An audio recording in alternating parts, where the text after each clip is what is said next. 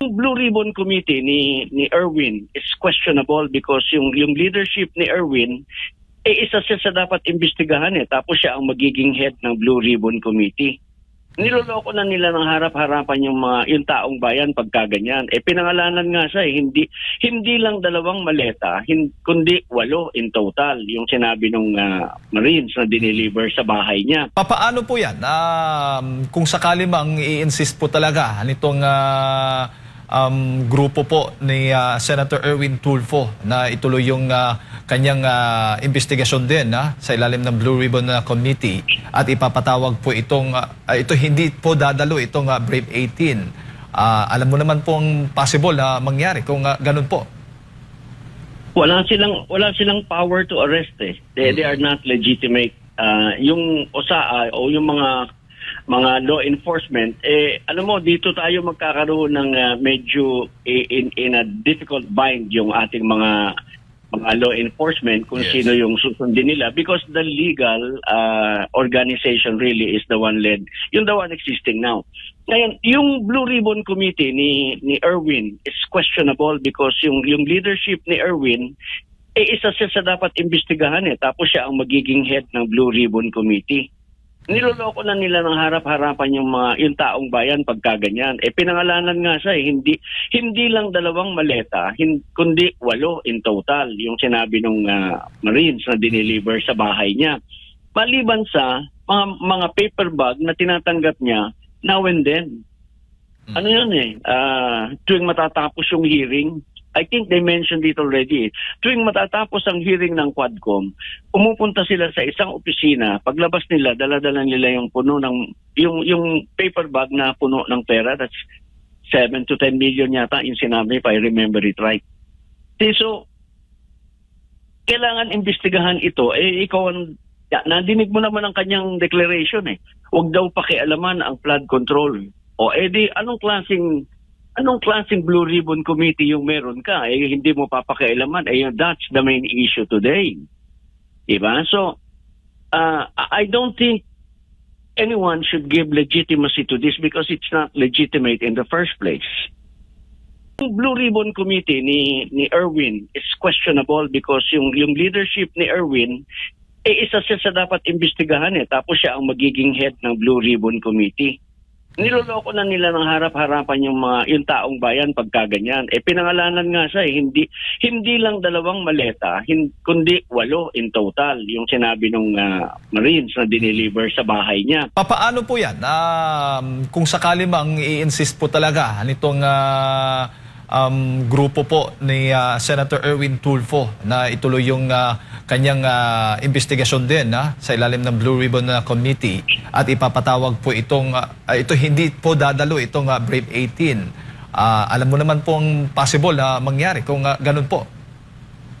Wala silang power to arrest They are not legitimate. Yung OSAA o yung mga law enforcement, alam mo, dito tayo magkakaroon ng medyo in a difficult bind yung ating mga law enforcement kung sino yung susundin nila because the legal organization really is the one existing now. Ngayon, yung Blue Ribbon Committee ni Erwin is questionable because yung leadership ni Erwin isa siya sa dapat imbestigahan tapos siya ang magiging head ng Blue Ribbon Committee. Niloloko na nila ng harap-harapan yung taong bayan pagkaganyan. Pinangalanan nga siya hindi lang 2 maleta, kundi 8 in total yung sinabi ng Marines na dineliver sa bahay niya. Maliban sa mga paper bag na tinatanggap niya now and then. Ano yun tuwing matatapos yung hearing, I think they mentioned it already. Tuwing matatapos ang hearing ng Quadcom, pumupunta sila sa isang opisina. Paglabas nila, dala-dala nila yung puno ng yung paper bag na puno ng pera. That's 7 to 10 million yata yung sinabi, if I remember it right. So, kailangan imbestigahan ito. Ikaw nadinig mo naman ang kanyang declaration Huwag daw pakialaman ang flood control. Anong klaseng Blue Ribbon Committee yung meron ka? Hindi mo papakialaman. That's the main issue today. Diba? So, I don't think anyone should give legitimacy to this because it's not legitimate in the first place. Yung Blue Ribbon Committee ni Erwin is questionable because yung leadership ni Erwin isa siya sa dapat imbestigahan tapos siya ang magiging head ng Blue Ribbon Committee. Niloloko na nila ng harap-harapan yung taong bayan pagkaganyan. Pinangalanan nga siya hindi lang 2 maleta, kundi 8 in total yung sinabi ng Marines na dineliver sa bahay niya. Papaano po yan? Kung sakali mang i-insist po talaga nitong grupo po ni Senator Erwin Tulfo na ituloy yung kanyang investigasyon din sa ilalim ng Blue Ribbon Committee at ipapatawag po ito hindi po dadalo itong Brave 18. Alam mo naman pong possible na mangyari kung ganun po. Wala silang power to arrest They are not legitimate. Yung OSAA o yung mga law enforcement alam mo dito tayo magkakaroon ng medyo in a difficult bind yung ating mga law enforcement kung sino yung susundin nila because the legal organization really is the one existing now. Ngayon, yung Blue Ribbon Committee ni Erwin is questionable because yung leadership ni Erwin isa siya sa dapat imbestigahan tapos siya ang magiging head ng Blue Ribbon Committee. Niloloko na nila ng harap-harapan yung taong bayan pagkaganyan. Pinangalanan nga siya hindi lang 2 maleta, kundi 8 in total yung sinabi ng Marines na dineliver sa bahay niya. Maliban sa mga paper bag na tinatanggap niya now and then. Ano yun tuwing matatapos yung hearing, I think they mentioned it already. Tuwing matatapos ang hearing ng Quadcom, pumupunta sila sa isang opisina. Paglabas nila, dala-dala nila yung puno ng yung paper bag na puno ng pera. That's 7 to 10 million yata yung sinabi, if I remember it right. So, kailangan imbestigahan ito. Ikaw nadinig mo naman ang kanyang declaration Huwag daw pakialaman ang flood control. Anong klaseng Blue Ribbon Committee yung meron ka? Hindi mo papakialaman. That's the main issue today. Diba? So, I don't think anyone should give legitimacy to this because it's not legitimate in the first place. Yung Blue Ribbon Committee ni Erwin is questionable because yung leadership ni Erwin isa siya sa dapat imbestigahan tapos siya ang magiging head ng Blue Ribbon Committee.